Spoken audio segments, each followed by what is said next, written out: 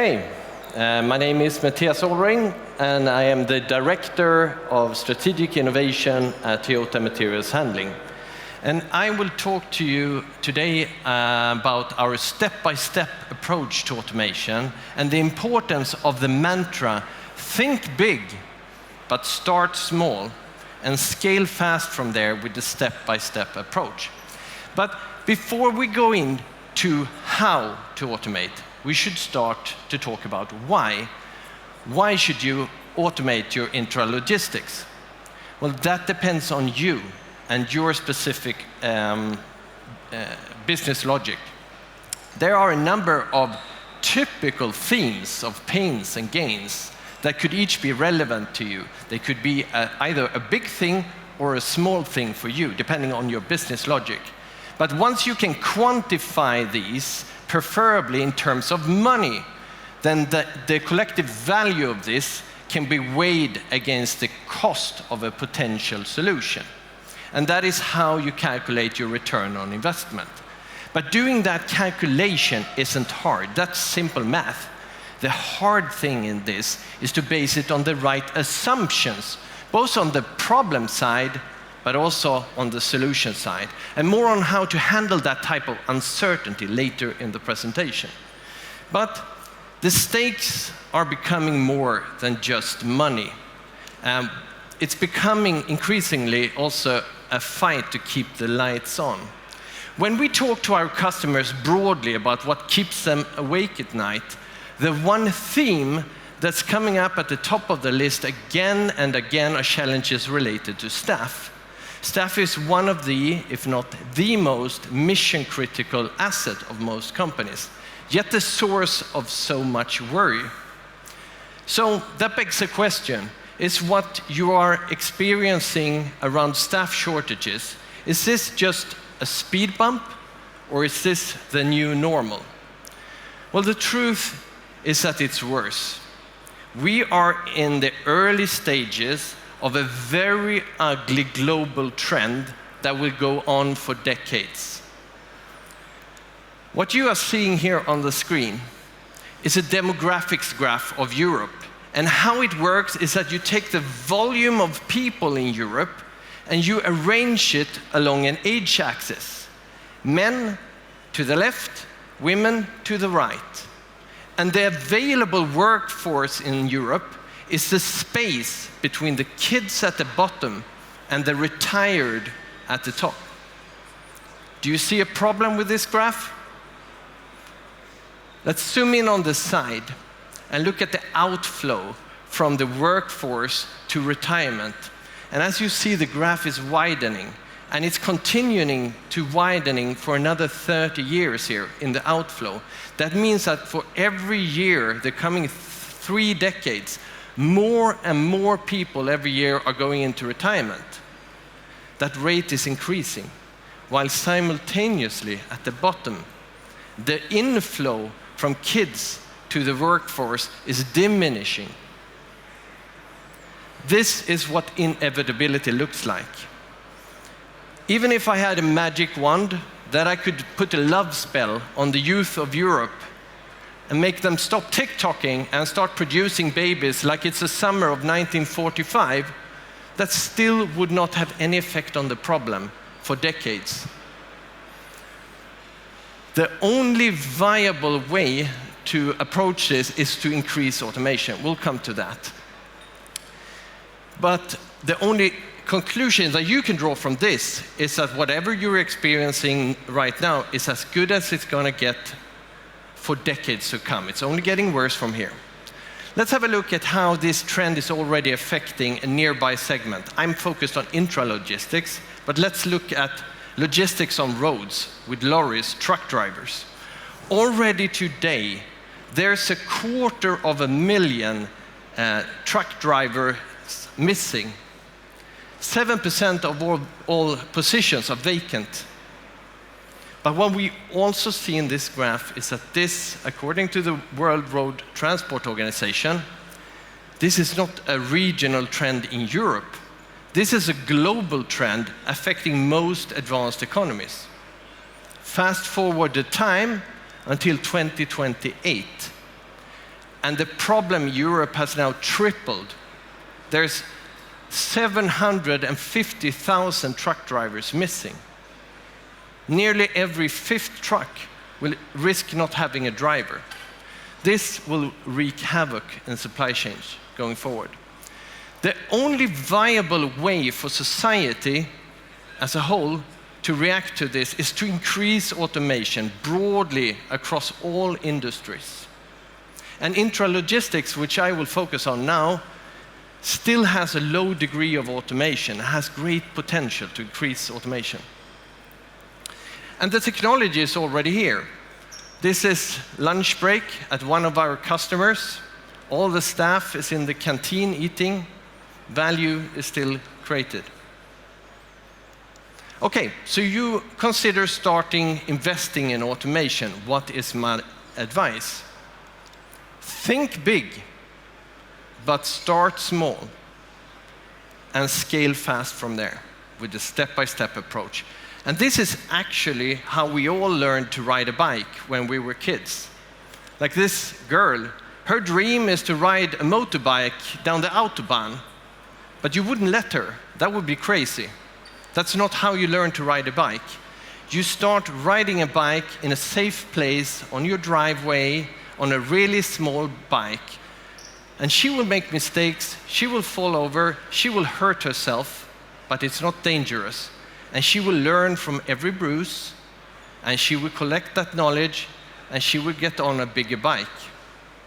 And this is also how I recommend that you invest in automation.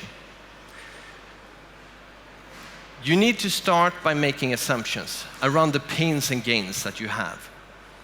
Those assumptions, try to quantify them in terms of value, and try to predict the value of an investment.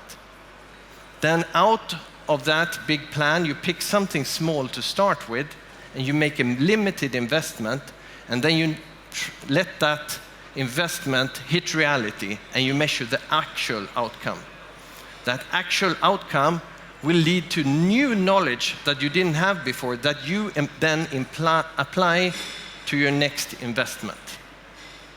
But why is it so? Why is not betting big as efficient as this step-by-step approach? Why can't you just make a big plan and execute on it? Well, I will try to explain this in a graphical way. Imagine this is where you are. This is your starting point. And let this arc here represent your financial muscles. This is your ability to invest. And you could take off in any direction here. But let's make a plan. You make a plan. This is where you want to go.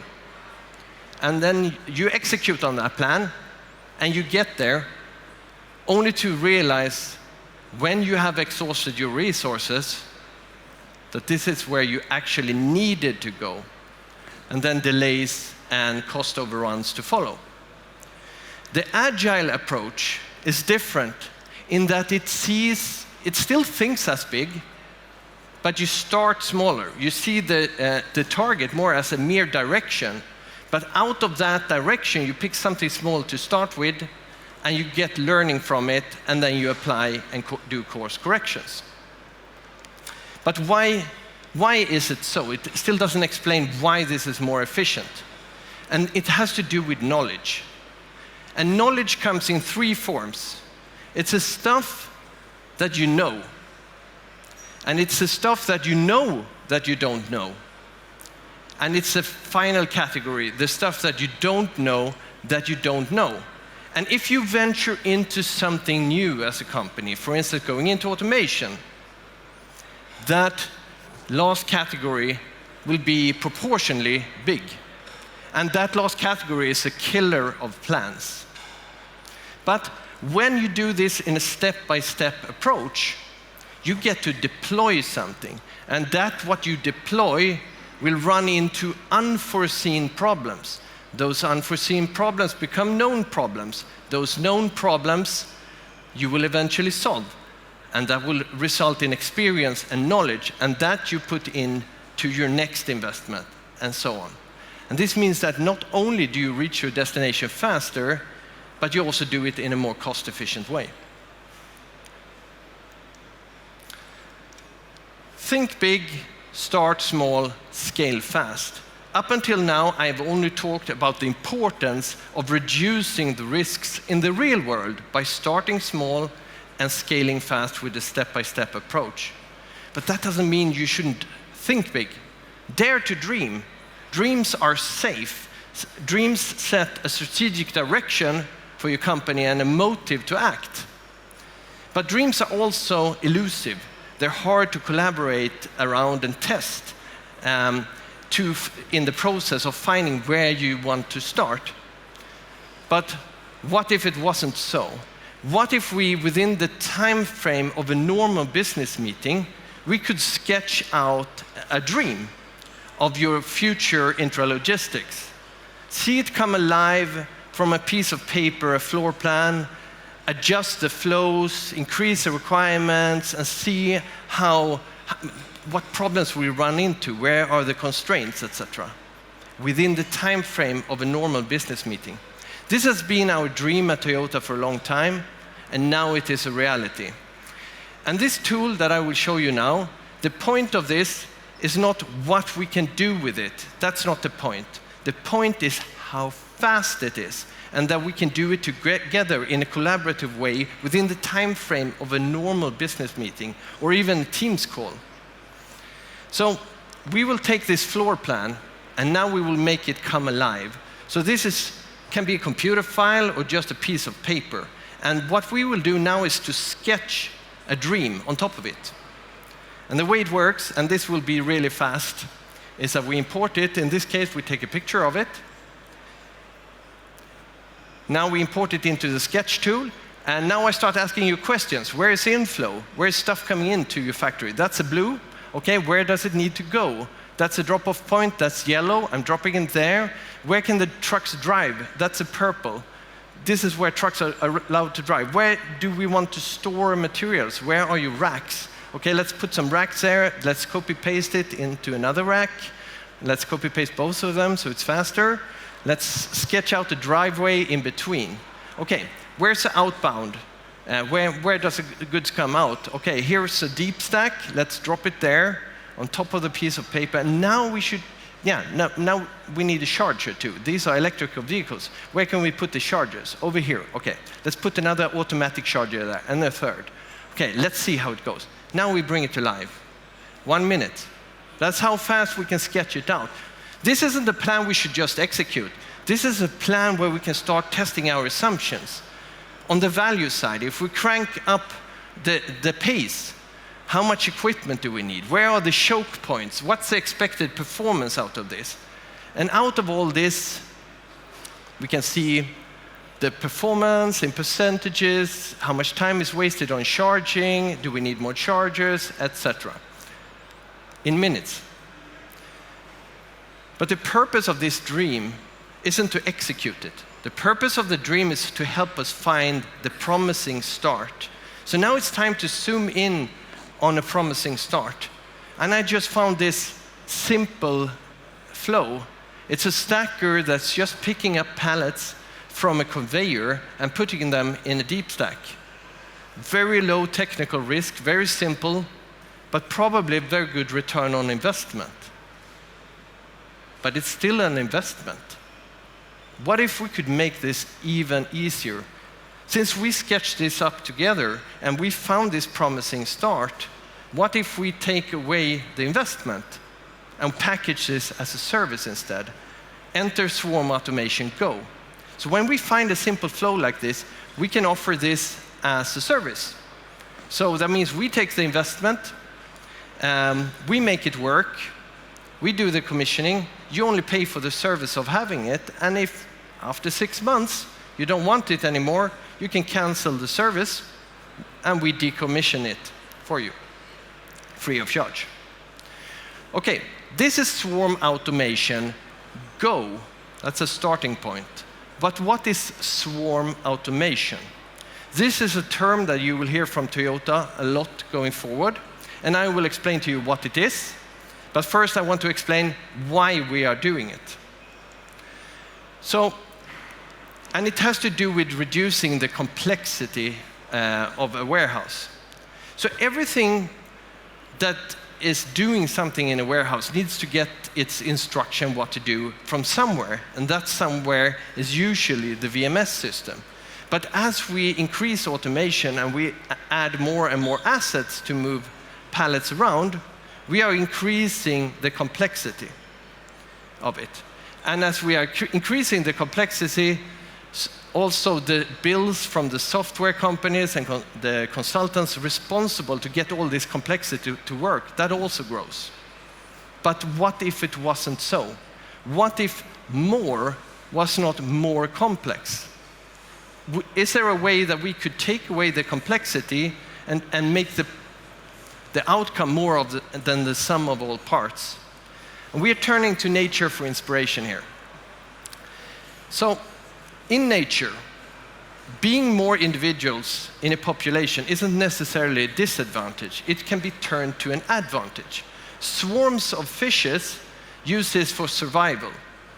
So, alone they are vulnerable, but as a swarm, they are perceived as one entity, and that one entity has different properties from a fish. Swarms of ants can take on tasks that you would think are too big for such a small creature. Yet they can execute it in an optimized way together. Although the swarm has no hierarchy, it can still break down the tasks and execute it as a swarm in an efficient way.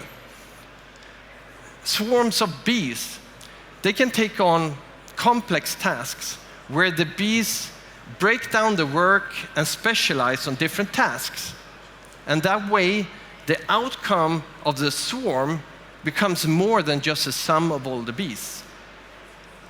So take that inspiration to a warehouse. What would be the swarm approach to this? Well, we somehow need to bind the complexity together so that from a VMS perspective, it's perceived more as one. And we want to increase it somehow so that the outcome is more than just the sum of the parts. There's something missing in the stack, and we choose to call that the swarm automation. That is something that we are putting in between the assets and the VMS. So the VMS can focus completely on what needs to be done, but it will not know what the swarm is made of. The swarm takes care of the how.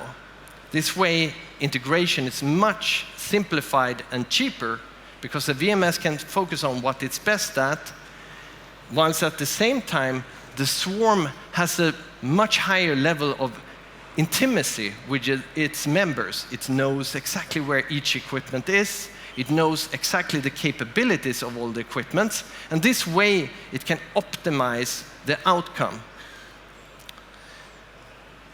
Let's look at a very, very simple example here. So what you will see now from a VMS perspective, this is one job. And it's carried out by this black box that we call a swarm. But when we look closely to what's happening, we will see how we break it down. So here's an example, end of line. Somebody has filled a pallet, and now they're pushing a call me screen that's part of the swarm. This small carrier is called there. Why? Because the first part of this transport is horizontal, and that's the most cost-efficient way to make that transport. But the final destination is 12 meters high in a stack, in a rack. So it can't complete the task. That's being completed by a waiting reach truck, lifting it up to 12 meters. So from a VMS perspective, this is just one job, but the swarm is executing it in a more optimized way. Now that we have swarms, next step is to start designing purpose-built swarms, focused on a particular theme. So earlier on, I showed you Swarm Automation Go, which is focused on getting started without investments. This is Swarm Automation Storage, which focuses on store and retrieval and taking that to the max. Everything that you see on this picture, from the VMS perspective, this is all one machine. All these shuttles, all these storage places, all these reach trucks, and all the software needed, even the storage logic included. All that is part of the same swarm.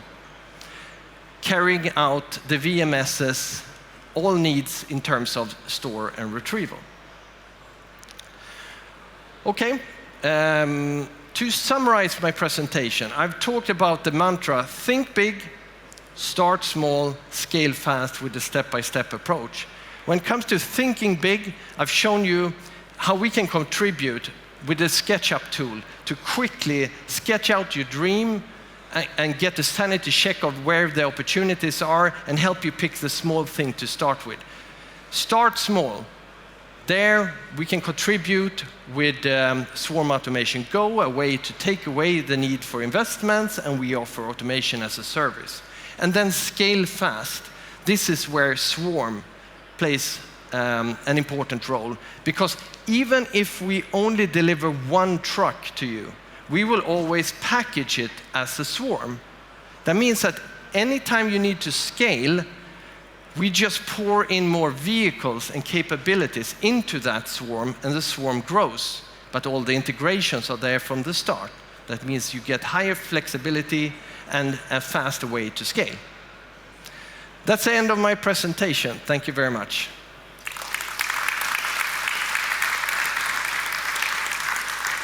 Thank you, Mattias. Are there any questions from the audience? Because I haven't received any question here on the smartphone. But if not, I have a question. Because I have been selling SaaS software and my own stuff many, many years. And one of the biggest problems I have seen when I jumped out of this was, for the customers, the lock-in effect. So I worked many years for SAP, and we always had this lock-in discussions. And what I see outside is a lot of players like Toyota and others, and the warehouse is complex, and you have so many things in the swarm to orchestrate. How do you deal with this being open approach, like standardization, like VDA 50/50, etc.? How open can such a solution be from your point of view? Oh, that's a very broad question, but the swarm isn't necessarily the only swarm out there. I come from robotics industry in the past, and you will often find more than one brand in a car factory. But you will never find two brands in the same cell, and that has to do with responsibilities.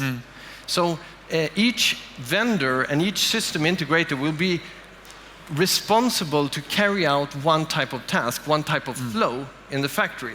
Yeah. And you can't mix like crazy within that responsibility. But you can mix underneath one roof and divide the responsibility, in that case, between different swarms. But following the consequence, I think machine is talking to machine. So that means the WMS is just a black box at the end, what's going on the task level. So that is, as I understood that way. No, you have a task created in WMS and send it down to the swarm, and the swarm is orchestrating that. So, and from your point of view today, in your projects, what you are seeing, because one of the other obstacles I see in starting think big, start small approach is the cost of the asset. Do you have those things like asset as a service or movement as a service that you pay just for the picks? Or do we always have to buy it, buy hardware, buy a forklift, buy an AMR? Or is there other ways possible, like financial supply chain models, to just pay what your usage, rental model? Is this possible? It's definitely possible. Technically, all these things are possible.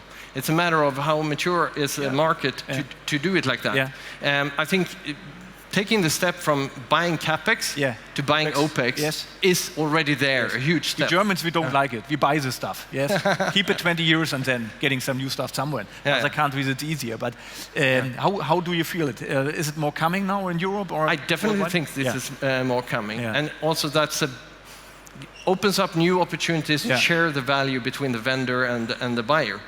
Great. Also, you mentioned VDA 50/50. That's definitely something I believe in. But the biggest opportunities, as I see it, is when you have a swarm, when you offer a swarm, is to be able to complete it with capabilities that you don't have. For instance, one case where I really believe in this was a chocolate factory. And this chocolate factory, since making chocolate, you really need to keep everything clean. So you have floor scrubbers moving around. Yeah. And they were in the position that they would have to grant access to either the swarm or the cleaning robots. So they would basically have to shut down the factory to have it cleaned. But VDA 5050 is a good way to be able to implement a floor scrubber into the swarm so that you can execute everything more coordinated. Exciting stuff. Thank you so much. Applause for Mattias.